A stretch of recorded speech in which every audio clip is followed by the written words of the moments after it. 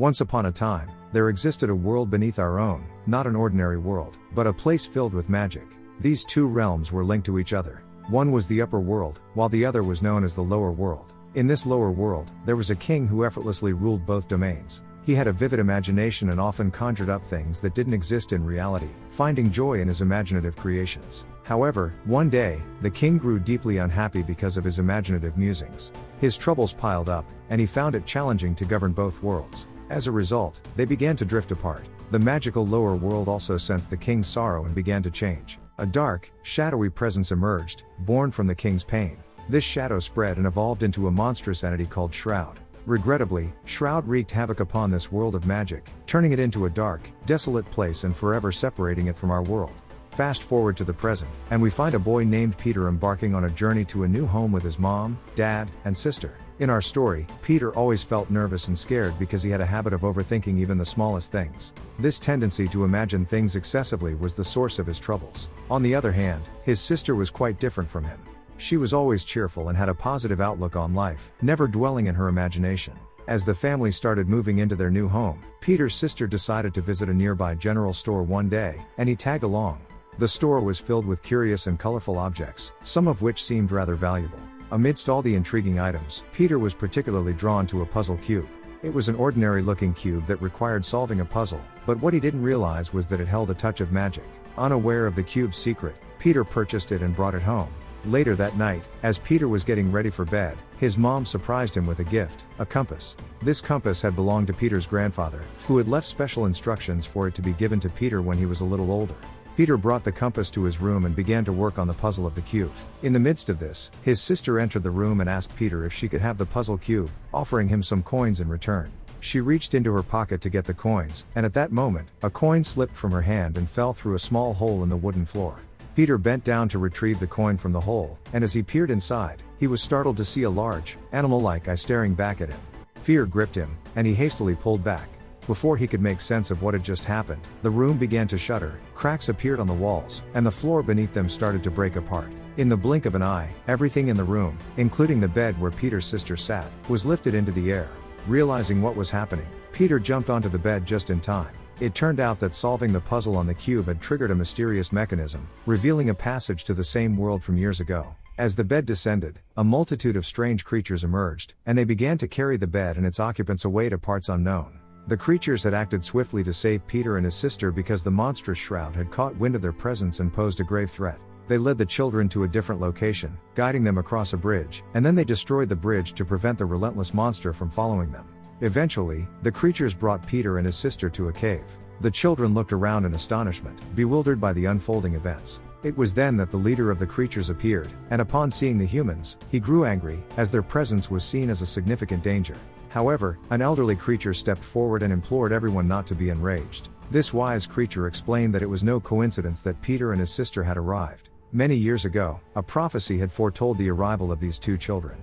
Peter, in particular, was destined to become the king of this world and save it from Shroud's menace, restoring it to its former glory.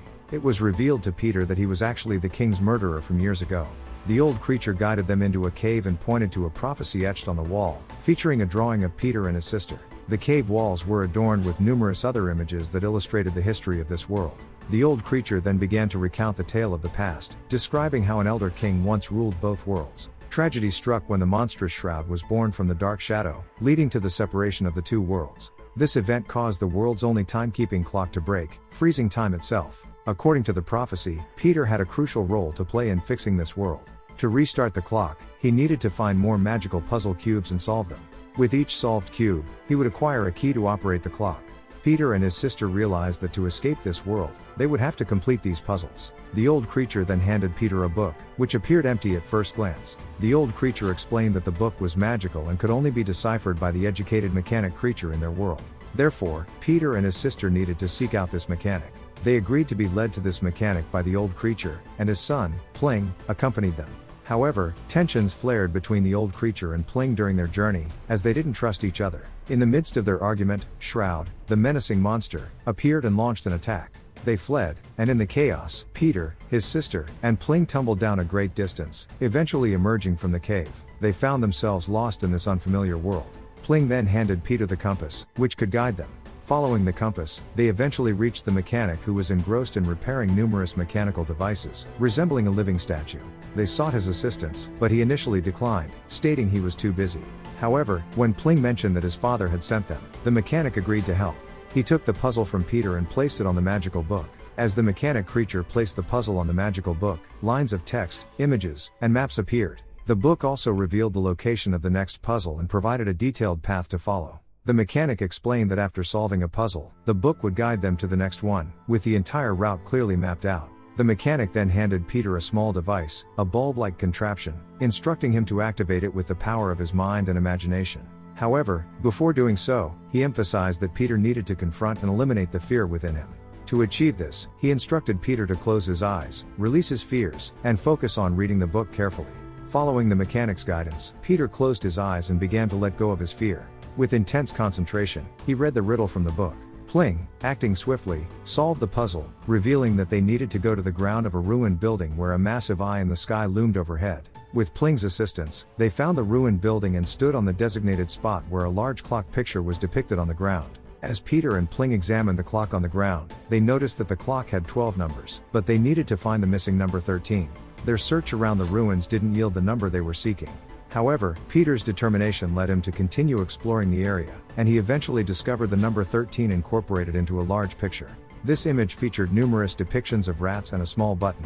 Pressing the button, Peter unintentionally triggered a secret compartment within the wall, revealing the next puzzle cube.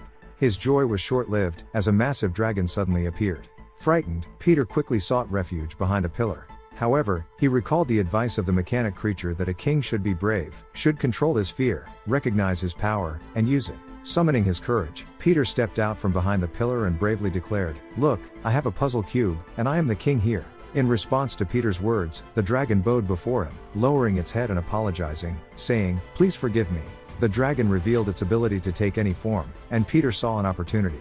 He asked the dragon to take them to the location of the next puzzle cube, which happened to be a temple in the desert. The dragon transformed part of its body into an iron seat for Peter, his sister, and Pling, creating a secure perch for their journey.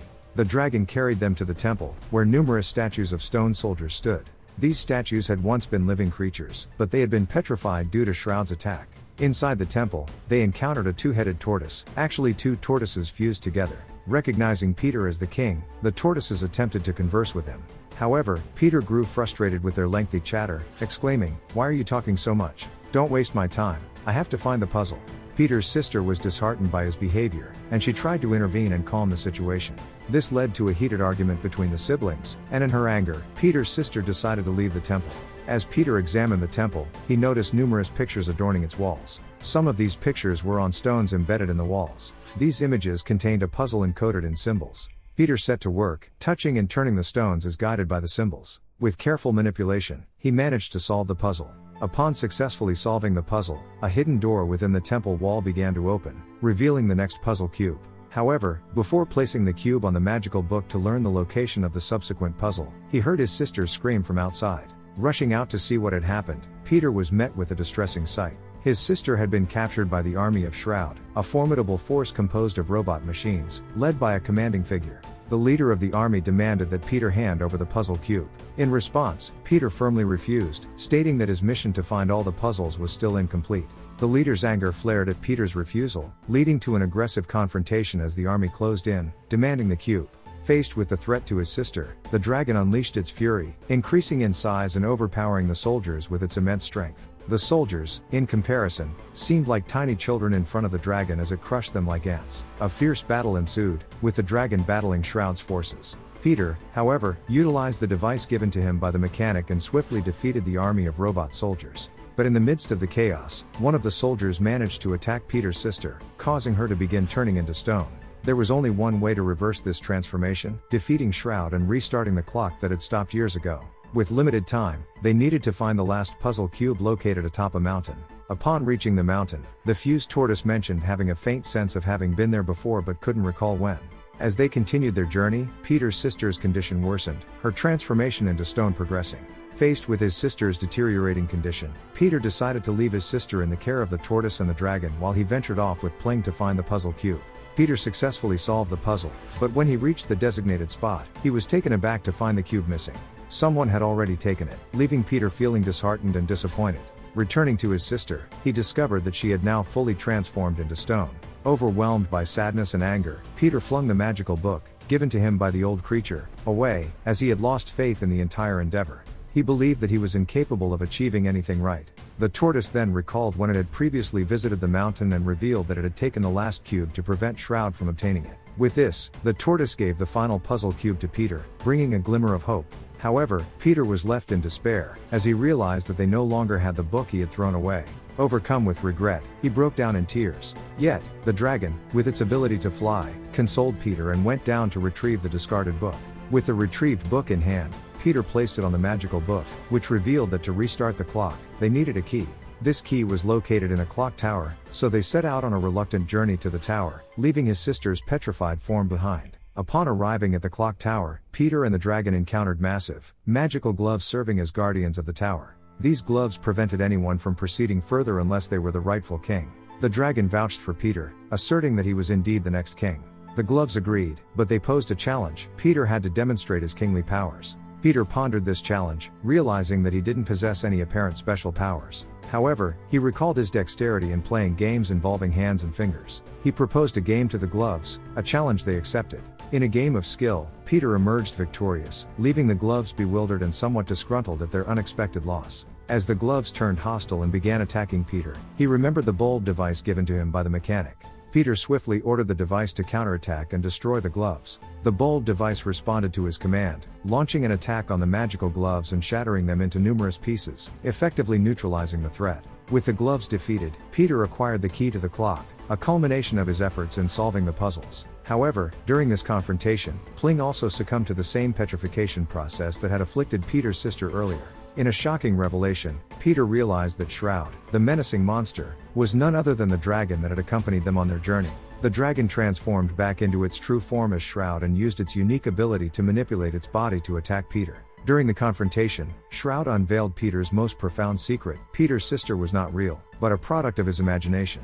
After her actual passing, Peter couldn't bear the grief and began hallucinating her presence, causing him to see her everywhere. Fueled by the revelation of his ability to bring his sister back to life through magic, Peter faced Shroud's attacks with newfound determination. He realized that in this world, his sister was not merely a figment of his imagination, but a possibility he could make real. Peter was no longer weighed down by guilt or fear, and he resolved to save his sister and restore the world to its former state. With courage in his heart, Peter ordered his bulb device to attack Shroud. As the device targeted Shroud, it began breaking and scattering the monster's body. Ultimately, Shroud was completely destroyed, marking the end of the darkness that had plagued the world. Peter then proceeded to restart the clock, and as it ticked back to life, the world began to return to normal. Light once again illuminated the realm, and things began functioning as they should. Peter's sister, along with the previously petrified creatures, was miraculously restored to their original state. His sister was now a part of this world, free from the confines of Peter's imagination. Peter's joy at seeing his sister again was immeasurable. Due to his crucial role in restoring the world, he was honored and crowned, but he chose to place the crown on his sister's head, acknowledging her rightful place in the world. With the world below restored and his mission accomplished, Peter bid farewell to everyone and returned to his own world. His once broken room had returned to its normal state. Awakening from his sleep, he shared this incredible adventure with his father, revealing that the story we followed was a product of his imagination. In his imagination, the world below was brought back to life, and his sister was once again by his side, fulfilling his deepest wish to see her alive. The tale also unveiled that the king from the beginning of the story had imagined both worlds, and it was his concerns that led to the world's halt when the clock stopped. Peter, a descendant of that generation, played a pivotal role in restoring the world, leaving the world below thriving in his imagination, with his sister now reigning as queen. And with this, the story comes to an end. Cheers, thanks for watching.